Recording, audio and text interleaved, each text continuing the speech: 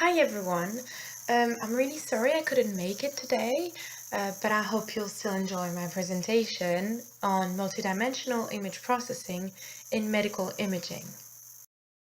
So first of all, I'll introduce the subject. So what is multidimensional image processing, why it is useful, and the different methods that exist with their advantages and disadvantages. I'll structure this presentation in the same way as the survey was done. So first looking at preprocessing and enhancement methods, and then at information extraction and visualization. I'll finish with the knowledge gaps and the potential future work that can be done in this field. So, as we've seen a few weeks ago, content-based image retrieval is used in order to provide a better diagnosis in medical imaging. The thing is that it's not the initial image that is used in order to do this information retrieval. It's actually features for the image that are extracted by using the image processing tools. Here, I'm looking more into multidimensional image processing, so it's basically images of 3 dimensions and more. There are different reasons why I thought it was an important knowledge gap in this field.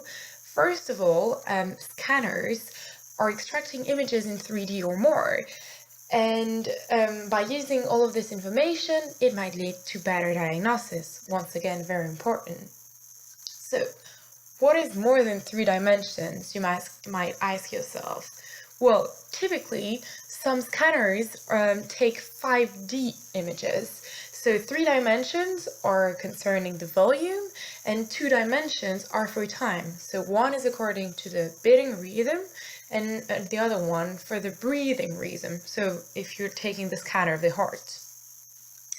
However, what it is currently done with those high dimensional images is only taking key slices, which are usually only 2D, and then doing the processing on this. So the first problem by doing this is that there is the subjectivity of the physician who's taking that slice, but also there is some information that is lost, so it might lead to a weaker diagnosis.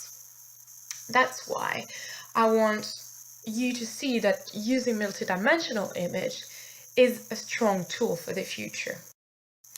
Basically, the aim of this paper is to find which methods can be used for a specific use. As you can see here, there are different methods that are described and compared in my survey paper, and if the problem was to segment a 3D CT of the brain with a low dose of radiation, well, if there is a low dose of radiation, an expert or a physician will know that there will be a lot of noise. So in this way, a denoising algorithm will be needed. Then obviously segmentation will be needed. This method would be the potential ones. Then how to choose between 18, 19, 20, and 22? Well, that depends on what the physician wants. So if he wants more accuracy, or if he wants more time, the method to be less time consuming, he will look at different methods as they are explained and compared in my survey. So looking at the different methods, first, I'm describing the pre-processing and enhancement methods. So these are methods that are very important in medical imaging because if you take any image of a landscape, of a room, of a person, there will be little noise. But for medical imaging, because of the scanners, because of the patient that might be moving, breathing, anything, there is a lot of noise, there are artifacts, etc. So they are bad quality. In this way, some pre-processing needs to be done in order to remove noise and enhance some features like edges or other stuff.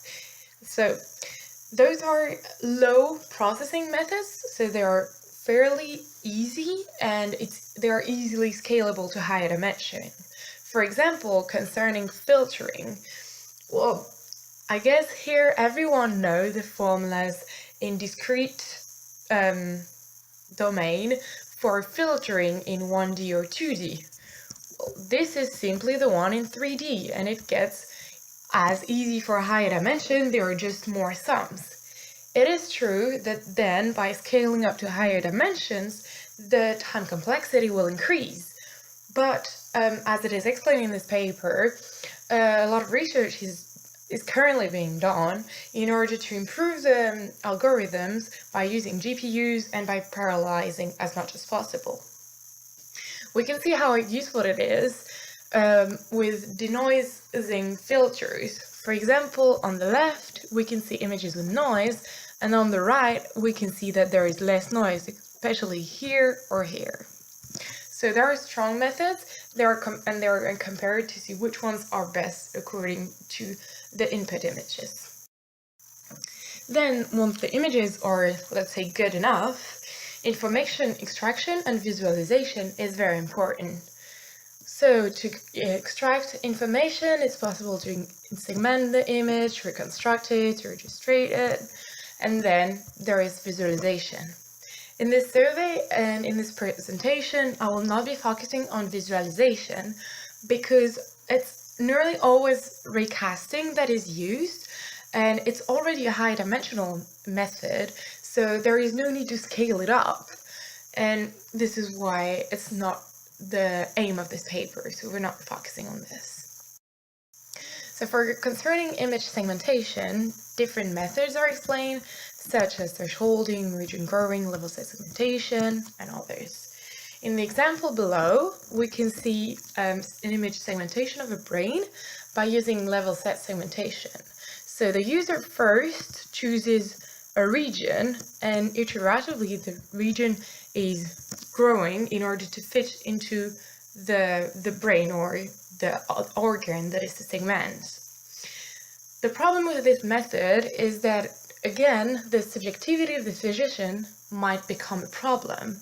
Here we see that the method is pretty robust because the initial image is just a single circle. But if it's needed that the initial image is more close to the organ, then it will lead to subjectivity. However, on the contrary, thresholding doesn't need a lot of input from the physician, so only one value, but then it's not as robust and as good.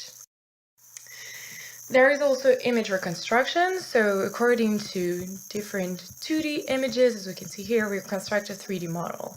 Well, it can also be scaled up, but it's not as obvious because once we're scaling up 3D images, we cannot visualize it that much for us.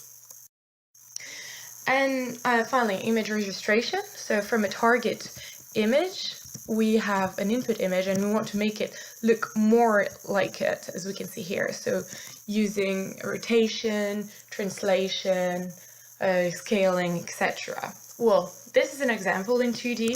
It can also be done in 3D, as we can see here.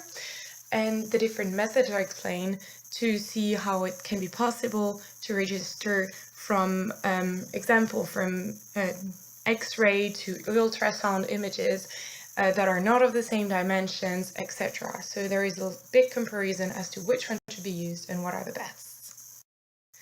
So even if there are lots of methods and ways to deal with multidimensional image processing, there are still some challenges. So first, as in content-based image retrieval, visualization and clinical adoption, processing of time dimension, and deep learning. So visualization and clinical adoption is a problem simply because there is a rupture between what computer scientists do and what clinicians want. Computer scientists might provide a very good algorithm that is accurate, that is not so time-consuming, but if it's not fit for clinicians, it will not be used, and the medical value will be nearly none. For example, if the clinician input is too complicated, if it doesn't stick with what they are currently doing, it will not go. This is even more true in our case in 4D, as we can see here, so beating heart, because it's hard for the clinician to find what to do, how to get the information, etc. However, the processing of the time dimension is very important because it provides more information considering the continuity in time. Finally, deep learning, I believe, is a knowledge gap in this field because deep learning is very good, has very good results in classification of images. And even though the images are weighted, so they're more with some different disease and less with very rare disease, I think by using weighted data, this problem can be solved. So finally, I guess you saw the importance of multidimensional image processing because it's the data that it's gathered, it contains all the information, and it can lead to better diagnosis in that way. So my paper was done in order to find appropriate methods according to use cases, and there are still knowledge gaps for future research. Thank you for listening, and do you have any questions?